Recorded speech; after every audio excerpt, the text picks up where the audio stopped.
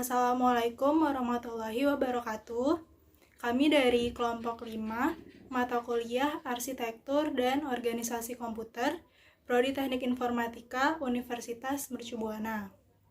Di sini kami akan menjelaskan tentang apa yang kami ketahui mengenai sistem memori komputer. Selanjutnya, teman saya yang bernama Jamal akan menjelaskan tentang definisi sistem memori komputer dan juga hierarki memori berdasarkan levelnya. Baiklah, perkenalkan nama saya Aditya Jamaluddin Bastari. Saya di sini akan menjelaskan tentang sistem memori komputer, yang dimana memori merupakan bagian dari komputer itu tersendiri, yang berfungsi sebagai tempat penyimpanan informasi yang harus diatur dan dijaga sebaik-baiknya. Namun, ada juga hierarki memori berdasarkan levelnya. Hierarki memori berdasarkan levelnya ada 3 level, yaitu level bawah, secondary memory, dan yang kedua level tengah disebut primary memory. Lalu yang terakhir level atas disebut physical register di CPU. Selanjutnya akan dijelaskan lagi tentang komponen utama sebuah sistem komputer oleh Dinda. Terima kasih. Assalamualaikum warahmatullahi wabarakatuh. Nama saya Dinda Arum Nugroho. Saya di sini akan menjelaskan tentang komponen utama sistem komputer. Komponen utama dalam sistem komputer adalah Arithmetic Logic Unit atau disingkat dengan ALU, Control Circuitry, Storage Space, dan piranti input atau output. Jika tanpa memori, maka komputer hanya berfungsi sebagai digital signal processing device, contohnya kalkulator atau media player. Kemampuan memori untuk menyimpan data, instruksi, dan informasilah yang membuat komputer dapat disebut sebagai general purpose. Komputer-komputer merupakan piranti digital, maka informasi disajikan dengan sistem bilangan binary. Teks, angka, gambar, audio, dan video dikonversikan menjadi sekumpulan bilangan binary. Sekumpulan bilangan binary dikenal dengan istilah byte, di mana 1 byte sama dengan 8 bits. Semakin besar ukuran memorinya, maka semakin banyak pula informasi yang dapat disimpan di dalam komputer. Jenis-jenis memori. Jenis memori dibagi menjadi 2, yaitu ada memori internal dan memori eksternal. Memori internal dapat diakses secara langsung oleh prosesor. Memori internal memiliki fungsi sebagai pengingat. Dalam hal ini, yang disimpan di dalam memori utama dapat berupa data atau program. Memori internal memiliki 3 jenis, yaitu ROM, RAM, dan cache memory. Memori eksternal merupakan memori tambahan yang berfungsi untuk menyimpan data atau program. Contohnya floppy disk, hard disk, dan lain-lain. Memori eksternal dibagi dalam beberapa kategori, yaitu berdasarkan jenis akses data dan cache memory. Selanjutnya, tentang jenis-jenis memori internal yang akan dijelaskan oleh Ikhlas. Assalamualaikum warahmatullahi wabarakatuh. Nama saya Ikhlas Asri Noval. Saya di sini akan menjelaskan tentang jenis-jenis memori internal. Memori internal dibagi menjadi 3, yaitu ROM, RAM, cache memory.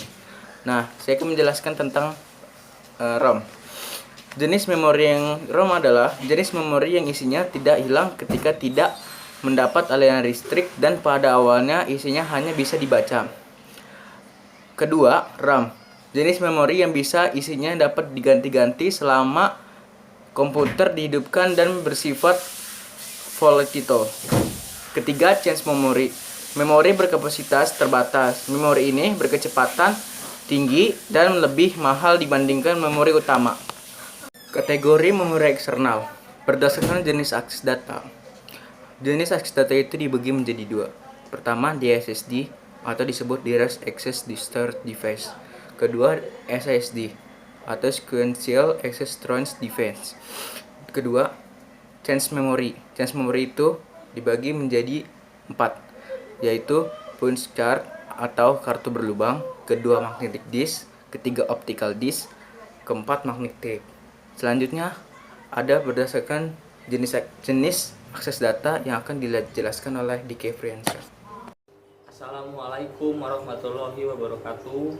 Nama saya Diki Friensa. Saya akan menjelaskan lebih detail apa yang sudah teman saya jelaskan sebelumnya, yaitu bernama ikhlas. Memori eksternal itu terbagi menjadi dua, yaitu berdasarkan jenis akses data dan akses memori. Nah, berdasarkan jenis akses data terbagi lagi menjadi dua, yaitu DHSD dan SASD. DHSD adalah Direct Access Storage Device, merupakan jenis memori eksternal di mana ia mempunyai akses langsung terhadap data. Contohnya magnetic, dan ada floppy disk, hard disk, dan hard disk. Removable hard disk diantaranya adalah zip dan flash disk, dan optical disk. Dan yang kedua adalah SASD, yaitu Sequential Access Storage Device, merupakan jenis memori eksternal yang mengakses data secara tidak langsung berurutan. Contohnya pita magnetik. Terus yang kedua yaitu adalah cache memory yang terbagi menjadi 4. Dan yang pertama adalah punch card atau kartu berlubang, merupakan kartu kecil berisi lubang-lubang yang menggambarkan berbagai instruksi dan data. Kartu ini dibaca melalui punch card reader yang sudah tidak digunakan lagi sejak tahun 1979. Dan yang kedua adalah magnetic disk, merupakan disk yang terbuat dari bahan yang magnetik. Contohnya floppy disk dan hard disk. Dan yang ketiga adalah optical disk. Optical disk terbuat dari bahan-bahan optik seperti dari resin, polikarbonat dan dilapisi permukaan yang sangat reflektif seperti aluminium, contoh CD dan DVD. Magnetic tape terbuat dari bahan yang bersifat magnetik tetapi berbentuk pita, seperti halnya pita kaset tape recorder. Nah, itu saja. Saya akan melanjutkannya kepada Alia. Itu tadi penjelasan mengenai sistem memori komputer. Sekarang saya akan mereview sedikit mengenai materi tersebut.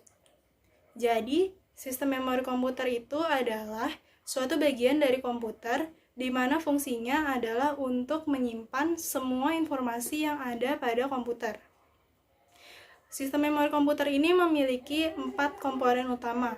Pertama ada arithmetic logic unit, yang kedua ada storage space, yang ketiga ada control circuitry, dan yang terakhir ada piranti input output. Selanjutnya memori. Memori ini terbagi menjadi 2 jenis, yaitu memori internal, contohnya RAM dan ROM. Yang kedua ada memori eksternal, contohnya floppy disk, hard disk, dan flash disk. Sekian video kali ini. Semoga video ini dapat membantu kalian dalam memahami apa itu sistem memori komputer. Terima kasih sudah menonton and have a nice day.